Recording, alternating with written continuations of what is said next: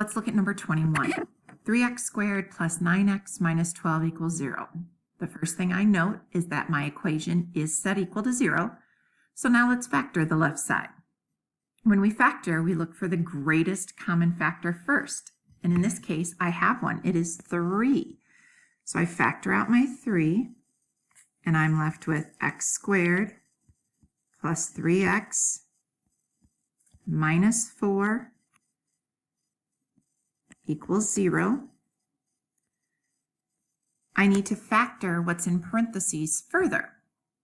My leading coefficient is 1, so let's think about what multiplies to negative 4 and adds to positive 3. That would be positive 4 and negative 1. Don't forget to bring down your greatest common factor. And my equation is set equal to 0. So I technically have 3 factors right now. 3 things that when multiplied together equal 0. That means one of them needs to be 0. But can 3 ever equal 0?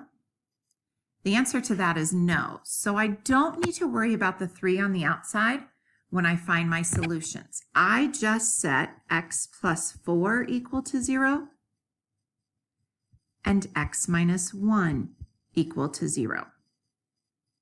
From there, I find my solutions of negative 4 and positive 1.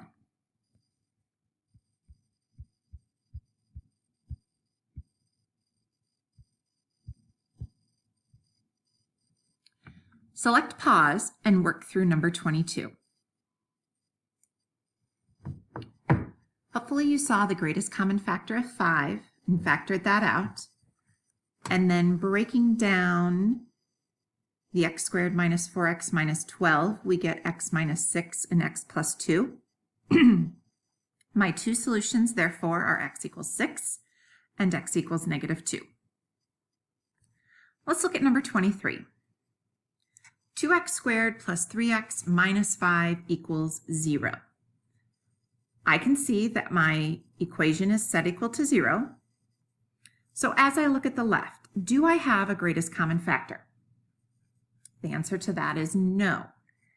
And my leading coefficient is not 1. So this is where we're going to do our eventually grouping situation. So I need to multiply 2 times my negative 5. When I do that, I get negative 10. So I need to come up with 2 numbers that when multiplied together equal negative 10 and when added equal positive 3. Those numbers are 5 and negative 2. Now, recalling back to what we did in Unit 8, I'm going to rewrite this polynomial. It's a trinomial right now, and I'm going to make it a polynomial of 4 terms. I'm going to replace my middle term using my factors. So what's on the outsides, 2x squared and minus 5, those stay. But I'm going to replace my 3x with a 5x and a minus 2x. It technically doesn't matter which one goes first, but I'm going to put the 2 with the 2 and the 5 with the 5. So I'm going to write minus 2x plus 5x minus 5. So what I've done is I've gone and replaced my 3x with negative 2x and 5x. So I didn't change my polynomial, I just rewrote it. Now I've got 4 terms, and how we factor with 4 terms is by grouping. So let's focus on the first group. 2x squared minus 2x, I find the greatest common factor of those terms. That is 2x. And I'm left with x minus 1. And then I look at my second grouping. My second grouping begins with a plus 5x, so that means it's going to be a positive. The GCF of 5x minus 5 is 5. And then I'm left with x minus 1 equals 0.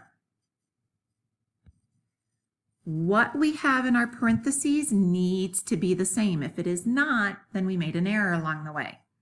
So what we have in parentheses is x minus 1. And then what we took out for our GCFs is our other factor.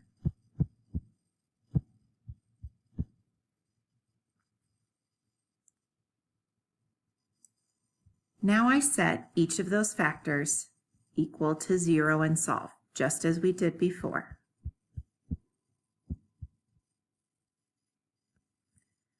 For x minus 1 equals 0, I add 1 to both sides. And for 2x plus 5 equals 0, I first subtract 5 from both sides.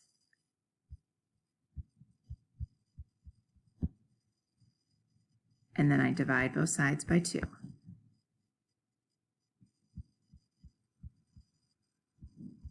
And I'm going to leave that as a fraction. So my solutions are positive 1 and negative 5 over 2. Select pause and work through 24. Just 24, then bring it back. Hopefully you got the solutions of x equals 5 halves and 1/4. This is a case where graphing using Desmos would have not been beneficial because neither of my answers are integers. They are both fractions. So solving by factoring was more advantageous. Please hit pause and work through 25, then bring it back. Then I'll have you work through 26 and bring it back. You should see that the answers for number 25 are x equals negative 5 and x equals 2/3. Lastly, hit pause and work through number 26. Our final answers for number 26 are x equals 1 and x equals 3/5.